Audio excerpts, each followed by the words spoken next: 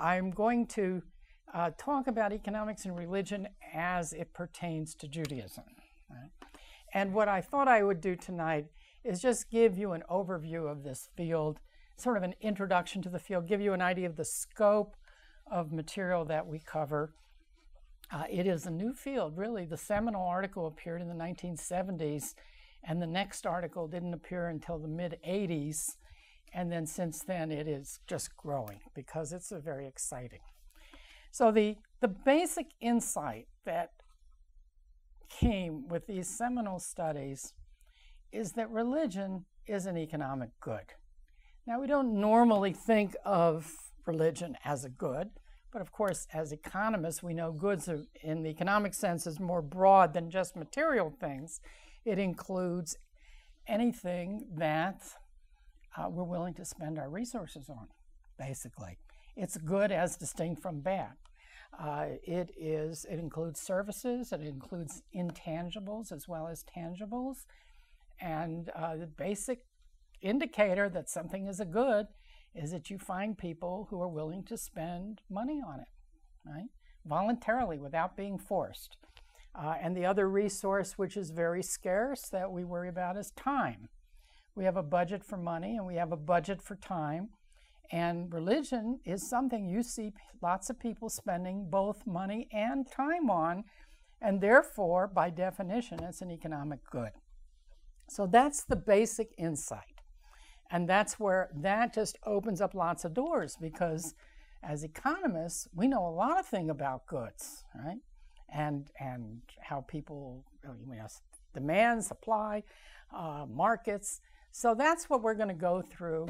But first, I think, before getting into the meat of this, I thought we ought to talk a little bit more about just what is this good that we call religion, right? Because it's everybody knows what it means, but not everybody bothers to define it in a way that is rigorous, that we can handle with our economic models. So the initial article, the seminal article that came out by Ozzie and Ehrenberg in the 70s, actually argued that religion is a bundle of three different economic goods that are all sort of intertwined. And I find this very helpful. The first good that they talked about was spirituality. Right? Spirituality is really the essence of religion.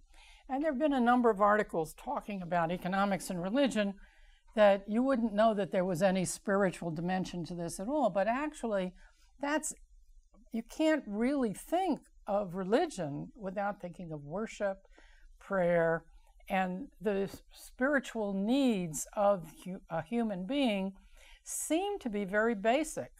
Religion is something that you see in all kinds of societies, in every time and place, going back, right, to prehistory almost. And so its spiritual needs are right up there with food, clothing, and shelter sometimes. And that is an essential ingredient of what we mean by religion. Spirituality is obviously not something you go out and buy. You have to make it yourself. You have to do something. So it's in the category of self-produced goods that we'll talk a little bit more about as we go along. But can you think of the other self-produced good that there's a lot of economic chatter about?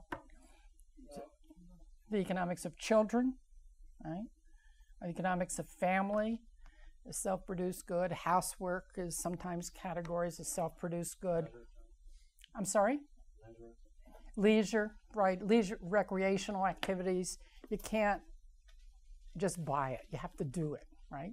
So that's one of the three goods that make up religion. The second dimension of it is social. Religion is something that you belong to. Even though the spirituality is something you have to do for yourself and is intensely personal, religion always happens in groups. Now, when I say social, sometimes people say, oh, yeah, you go to church to meet your friends, right? Well, that's true, but that's not what we mean when we say religion is a social good. We mean that it's something that's done in groups. You belong to a religion, you participate in a religious activity with others. And from that perspective, religion has many of the same attributes as a club, right? And so the theory of clubs, the economic theory of clubs, applies very well to religion and gives us another angle with which, another perspective with which to look at this phenomenon. Now, the third good is what Ozzie and Ehrenberg called the afterlife good. All religions have something to say about what happens after you die, right? And to help you cope with the fact of your own mortality.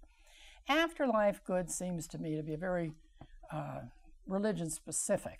It's coming from a Christian perspective, perhaps. Christianity is not the only religion that talks about an afterlife, but I didn't think that it was absolutely necessary for a religion to talk about an afterlife. So I started thinking about this, and in particular, as an American Jew, I don't think a whole lot about an afterlife, and I was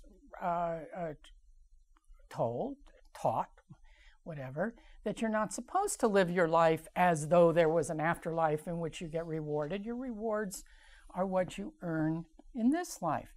But then I thought about how what confounded me was that Ehrenberg did a follow-up study the following year in which he had a sample of American Jews, which showed that their response to the incentives of the afterlife good was even stronger than the average for all Americans. Now, what is this response?